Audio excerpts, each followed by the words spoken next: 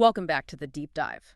Today we're tackling what is probably the biggest question facing anyone building a career right now. It really is. What actually defines success in the age of AI? Is it about optimizing your income, or is it about maximizing your actual happiness? It's a tension that sits right at the heart of our sources today. We are synthesizing four uh, very different stacks of knowledge to help you answer that. Okay, what have we got? We've got hard data on AI algorithms optimizing career paths for, well, cold, hard cash. We have the latest U.S. labor market projections through 2034. The quantitative side? Exactly. Then we have motivational psychology, specifically self-determination theory, and maybe most importantly, the decades-long wisdom from the world's longest study on adult happiness. The famous Harvard study. That's the one. And the sources present a genuine contradiction, real push and pull. Right. Because on one side, we have proof that external metrics, things like your projected lifetime income or which industry is about to explode, are becoming highly predictable. Almost computable, yeah. And AI can basically chart a course for you. The machine can see your most profitable future path. Absolutely. Yet at the same time, decades of deep human research confirm that the ultimate predictors of your health, your longevity, your day-to-day happiness, they have almost nothing to do with that salary. They come down to internal things. Internal factors, the quality of your relationships, and finding work that feels genuinely fulfilling. Okay, let's unpack this. We have to start with the cold, calculating side of it.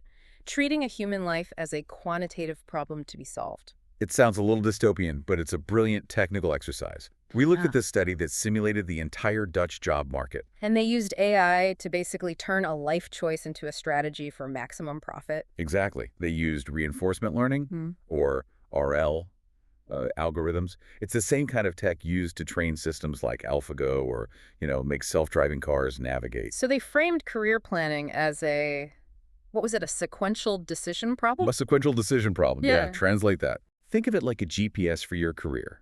You have an agent, that's you, the theoretical employee, and the agent takes an action, like a new job or switching industries. And the environment is just the job market itself. The simulated job market, yes. And for every action, the agent gets a reward. And in this case, the only reward it was programmed to care about was long-term income over a decade. So we're just asking an algorithm to chart the most profitable version of our life, and it ignores absolutely everything else. That's it. It's searching for the sequence of jobs that guarantees the highest possible cash flow. And the key finding is, well, it's compelling. It worked. It worked very well for that one narrow goal. The model showed an average income increase of 5% compared to the actual career paths real people took. A 5% guaranteed boost in your earnings just by optimizing the sequence of your career moves? I mean, that's substantial. Over 10 years, it's huge. It makes the case for using AI for guidance incredibly powerful. Was always a but. And here's where it gets interesting, because the model's success is built entirely on its necessary and sometimes absurd simplifications. To make the math work, you have to flatten out reality. You have to flatten it out completely. For instance, income was the sole objective. You get 0 points for loving your work, 0 penalty for hating your boss. And the technical assumptions, I mean, those really show what the model can't see. Precisely. To keep the math clean, they made 2 massive assumptions. First, continuous employment. If a person was unemployed in the simulation, the model just gave them the salary of their last job. So it completely ignores the trauma and financial hit of being jobless. Completely. And second, and this is a big one, they assumed 0 application costs. 0 application costs. What does that mean in human terms? It means the AI doesn't factor in the hours you spend writing resumes, the stress of interviews, the emotional toll of rejection. The cost of getting a certification, the time lost to training? All of it. The model calculates the highest potential path as if you could just glide from job A to job B with no stress and no friction. It's optimization, but it's divorced from human reality. So the AI tells us where to go for the most money, but it doesn't care if that path makes us miserable. If we follow that 5% boost, we need to know where it's actually leading. And that's our perfect transition. Let's look at the U.S. trends the AI would probably steer you toward. The Bureau of Labor Statistics projects total employment will grow by 3.1% through 2034. Which is actually a bit slower than the last decade. A little slower, but it still means 5.2 million new jobs. And when you look at the fastest growing sectors, well, the destination for that 5% optimization becomes crystal clear. Let me guess. Tech and healthcare. The biggest movers are exactly where the AI would want you to be. Healthcare and social assistance, up 8.4%. Then you have professional, scientific, and technical services. Which is just a bucket for AI, systems, data processing, all that That's stuff. right, up 7.5%. And the information sector, right behind it. These are the high-growth, high-skill zones. But there are also these fascinating niche growers that tell a story, too, like the infrastructure needed to run all this AI. Absolutely. Look at renewable energy. Solar electric power generation is projected to surge by 180%. Wind power by over 80%. That's just extraordinary. But in terms of sheer volume, the most new jobs are actually somewhere much more human. Far more human-centric. Services for the elderly and people with disabilities is projected to add over 500,000 new jobs alone. So the fastest growing occupations are this weird mix. You have nurse practitioners up almost 50%, but also wind turbine technicians, data scientists, information security analysts. It's the new high skill landscape. And this is where the underlying skill shift becomes so critical. If you want that 5% boost, you need the right tools.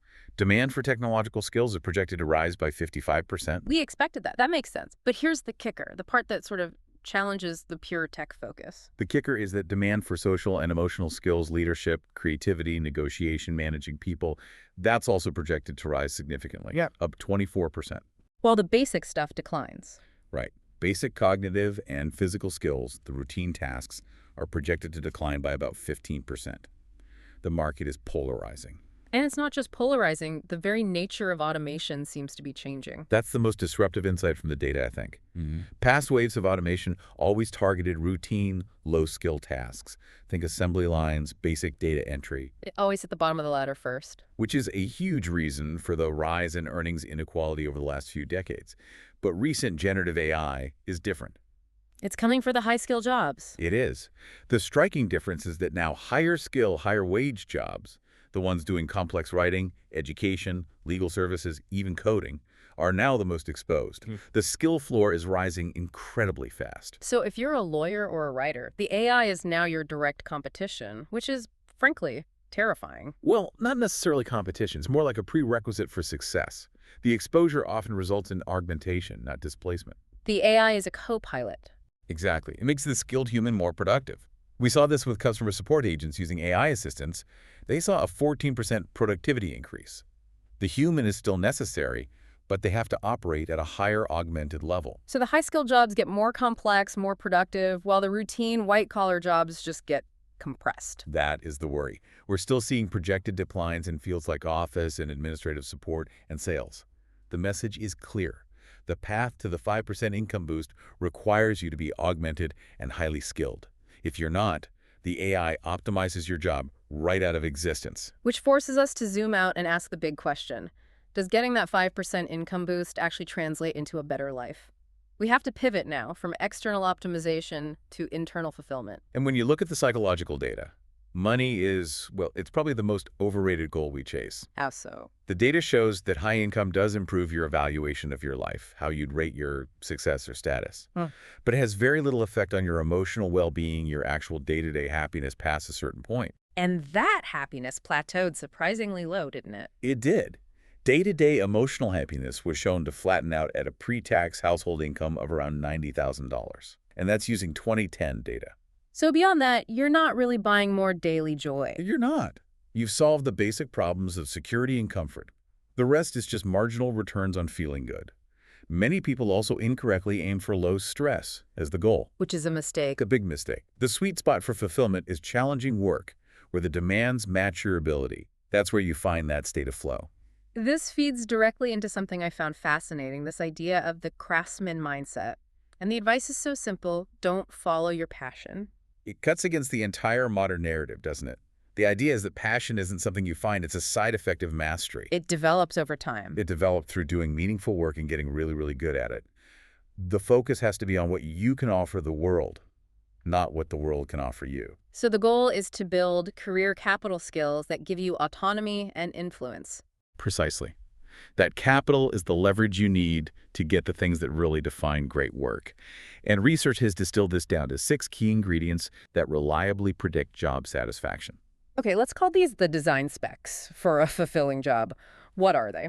The first is engaging work. So freedom, clear tasks, variety, feedback. You need to know if you're doing well. Makes sense. Second is work that helps others. This is so highly correlated with a sense of meaning. Think of a nurse versus, say, a fashion designer. The nurse consistently reports higher meaning. That immediately links purpose to happiness, regardless of the income. What's next? Third, work you're good at. That provides a fundamental sense of competence. Fourth, and this is huge, supportive colleagues. Social support is one of the top predictors of job satisfaction, A bad team can ruin a great job. faster than anything. Fifth, no major negatives, things like unfair pay, chronic stress, or a commute that's over an hour. That 1 hour commute is so specific. It's a measurable thing people ignore when they're chasing a bigger salary further away. And the last one is simple. Work that fits with your personal life. If the job is constantly at war with your family or health, it's not sustainable. Yeah, and that all brings us to the psychological engine behind this self-determination theory, SDT. SDT is the framework that explains why those 6 ingredients work. It argues that we're driven by the satisfaction of 3 basic psychological needs. And those are? You need to feel competence, so mastery and effectiveness. You need autonomy, which is choice and control over your work. And you need relatedness, that feeling of connection with others. The 3 pillars of inner drive. If one is missing, the whole thing gets wobbly. Exactly. You could be brilliant, highly competent, augmented by AI to the highest level. But if you have no autonomy because of a micromanager or no relatedness because of a toxic team, your motivation will just crash. So for companies that want engaged workers, the solution isn't just more money. It's about creating an autonomy-supportive climate, giving people choice, explaining why tasks matter, letting them have a voice. That works better than almost any bonus. But the real secret, the ultimate long-term data on what makes a good life, that comes from the nearly 80-year Harvard study of adult development. It's the crowning jewel of the source material. The surprising finding, as they call it, is that close relationships, more than social class, IQ, or even your genes, are the most powerful influence on your health and happiness. That is stunning. We focus so much on diet, exercise, our retirement fund, and the research says the biggest investment should be in the people around us. Yes, the study found that the people who were most satisfied in their relationships at age 50 were, across the board, the healthiest at age 80. They explicitly state that loneliness kills, Kills. and that it's as powerful as smoking or alcoholism. It is a genuine public health threat. And it protects your brain too, right? It protects your brain and your memory. And what's crucial is the relationships don't have to be perfect. Even couples who bickered a lot were protected, as long as they felt they could truly count on each other when things got tough. It's about security, not a lack of conflict. So we've come full circle. We started with the AI promising us a precise, measurable 5% average income boost, the external path. The path of optimizing the quantity of your career, yeah. And we end with decades of human research showing that long-term health and happiness come almost entirely from internal investments. From mastering your craft, from feeling a sense of contribution, and above all, from supportive relationships. So the path forward seems to be a dual investment. You have to get so good they can't ignore you to survive in this new economy. But you have to do it in a role that helps others, and within a supportive environment. The future economy values both technological skills and social and emotional skills. They're not in conflict. And that reality, I think, raises a really important question for you, the listener, as you map out your own next steps. Since the research suggests AI is increasing the need for high-skill tasks, but also that social skills are critical for navigating all this, what stands out to you as the more important investment this year? Is it signing up for that intense high-skill course to boost your competence? Or is it actively cultivating the supportive relationships in your current role, with mentors, with colleagues, with family, to build that critical foundation of relatedness?